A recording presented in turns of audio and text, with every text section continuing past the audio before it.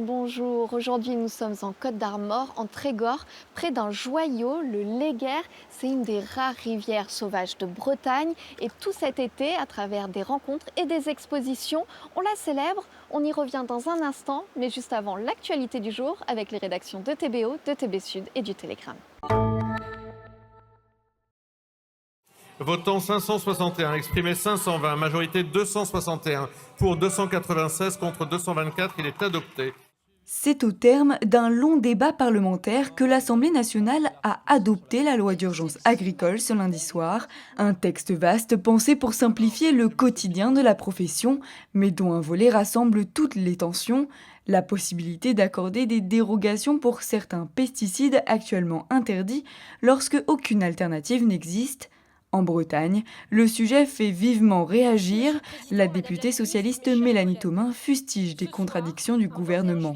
Alors que nous subissons l'été le plus caniculaire de notre histoire climatique, vous nous présentez une loi qui rallume toutes les fractures et surtout qui passe à côté des véritables urgences agricoles. Avec le groupe socialiste et apparenté, nous avons toujours été très clairs. Aucune réintroduction de produits phytosanitaires. La santé humaine, la santé des sols, la biodiversité n'ont pas de prix et de valeur économique. Alors que l'élu de Châteaulin alerte l'impact sanitaire et le changement climatique, la FNSEA parle au contraire d'un tournant majeur pour redonner de la compétitivité aux agriculteurs face à la concurrence étrangère. Les derniers fumerolles de l'incendie à Névez, près de Concarneau, sont maîtrisés par les pompiers ce mardi matin. Depuis le lundi 20 juillet, à partir de 14h30, le feu a ravagé près de 30 hectares de végétation et le garage d'une habitation. La situation est jugée favorable par le lieutenant des sapeurs-pompiers. Le dispositif mis en place est alors allégé et devrait être levé en fin de journée.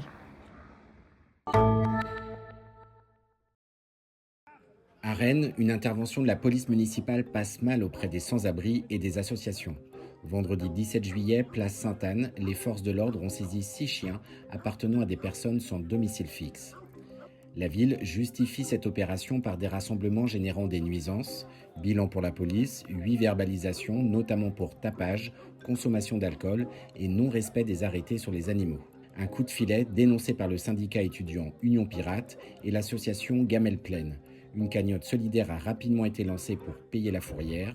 Mobilisation efficace, le lundi 20 juillet, les chiens ont finalement été restitués à leurs propriétaires. Aucune baguette magique n'est passée par là. Cette pastèque mini-format à la taille d'un melon séduit depuis 3 ans les clients de ce supermarché rennais. Comme Marie-Thérèse, elle en achète chaque semaine. Parce que les grandes pastèques, je ne peux pas les acheter, ça se perd plus vite. Tandis que là, je pourrais l'entamer quand je voudrais, mais je la couperai en 4 et je la mettrai au frais. À 4,25 € la pièce contre 3 € pour la pastèque grand format, le prix ne semble pas décourager les clients. Au contraire, les ventes progressent chaque année. Depuis le 1er avril, nous avons vendu 500 pastèques. Je pense que c'est bien pour un petit producteur local. Les clients sont satisfaits car c'est du français. Et ce n'est pas le seul atout pour ses clientes. C'est pratique, surtout pour quelqu'un de mon âge, de ne pas avoir transporté 3 kilos, voire plus. Disons que c'est très bien comme grande grosseur, justement. Parce que quand on est seul, quelquefois une demi, ou ça fait beaucoup trop. C'est trop, on hésite à acheter.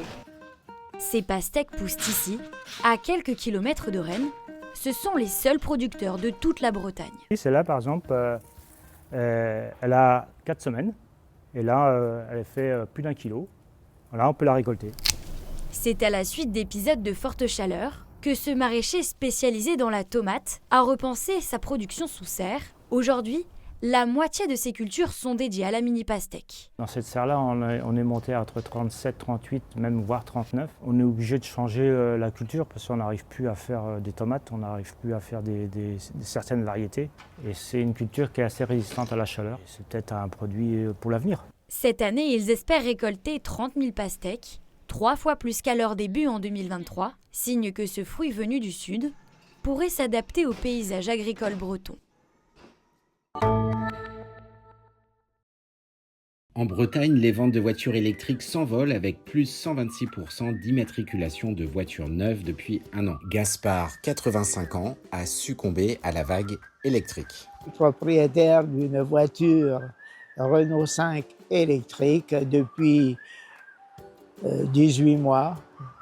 J'ai choisi un véhicule électrique pour défendre le climat. Des Renault, j'en ai eu plein. La première, c'était une R8. Et j'ai eu Renault 15, Renault 20, Renault 18, Espace. Et une Fuego, j'ai eu une Fuego aussi. Celle-ci, j'en suis très satisfait sur tous les plans, notamment au point de vue coût de consommation. Je suis légèrement en dessous de 30 € pour 1000 km. Ça dépend comment elle est vide, mais si elle est complètement bas, il faut une quinzaine d'heures. Non, je ne roule pas très loin, mais je peux aller à Rennes et revenir.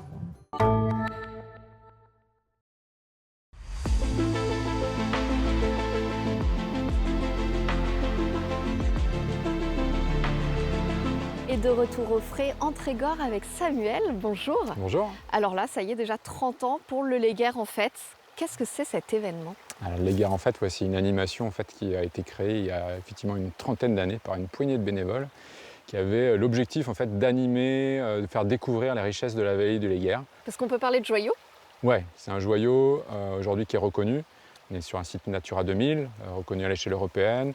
Un site labellisé site rivière sauvage aussi depuis quelques années. Et qui est dur à avoir le label, et la seule rivière de Bretagne, c'est ça que tu allais dire? Très, très exigeant en fait au niveau des critères. Le Léguerre n'a pas toujours été ce qu'il est aujourd'hui, loin de là. Oui, on part de loin, quand on rappelle un petit peu l'histoire du Léguerre.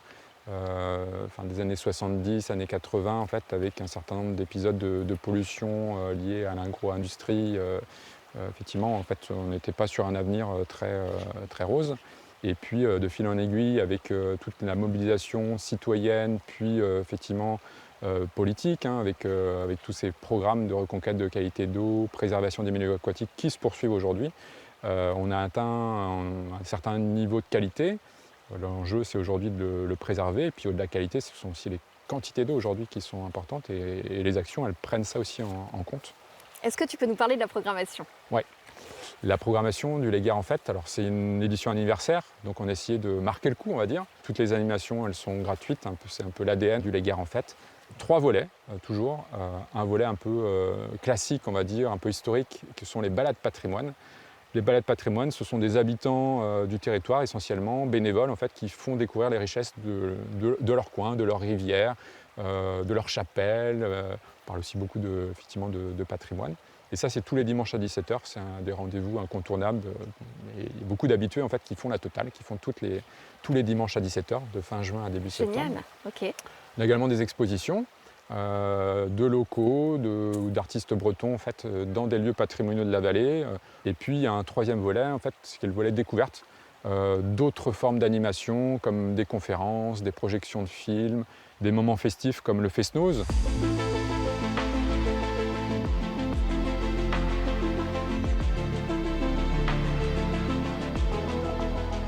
Jean-Yves, bonjour. Bonjour. De quoi tu vas parler? On se trouve devant l'usine de potabilisation, c'est ça? C'est absolument, oui. Je vais leur présenter le syndicat. Il est absolument nécessaire que les gens sachent d'où, quand ils ouvrent le robinet, il faut qu'ils sachent d'où ça vient. Parce que vous leur demandez d'où vient l'eau que vous buvez aux gens de Perros, par exemple. Enfin, on ne va pas jusque-là, mais Perros prend de l'eau dans le Léguerre également. C'est assez loin du Léguerre. Et personne n'imagine que ça vient partir de l'eau du Léguerre. Je suis au syndicat depuis 1995. Donc, comme en ce moment, il n'y a pas beaucoup de pluie, on commence à s'inquiéter. Moi, je regarde tous les matins, quand j'allume mon ordi, je regarde le débit du Léguerre.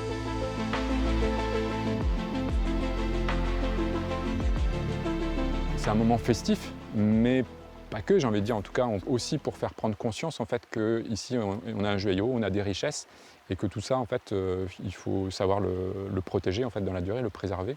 Et quand on accueille en fait des centaines voire des milliers en fait de participants au Léguerre en fait, on peut penser qu'il y a des messages qui passent. On subit en fait effectivement le réchauffement climatique, les changements climatiques en tout cas, et le niveau des rivières aujourd'hui un peu partout en Bretagne, et c'est vrai aussi pour le Léguerre en fait, est inquiétant. On invite, on incite en fait à faire attention en fait quand on tourne le robinet, c'est de le tourner le moins longtemps possible. Mais c'est aussi en fait faire en sorte que la rivière elle résiste mieux, elle tienne mieux en fait, que les débits sont maintenus en été par l'aménagement du territoire, préserver le bocage, préserver les zones humides, et ce qui permet en fait à la rivière d'être alimentée en été. Parce que là, des jours comme aujourd'hui, en fait, 100% de l'écoulement qu'on voit, il provient d'eau souterraine qui ressort. Donc à un moment, cette eau souterraine, il faut qu'elle soit réalimentée en fait, par les pluies d'automne, d'hiver notamment. Donc il y a beaucoup de choses à faire et de gros aménagements au-delà de couper son robinet quand on se brosse les dents. Exactement. Ouais. Eh ben, merci Samuel. Merci. Quant à nous, on se retrouve bientôt sur votre télévision bretonne. Kenavo.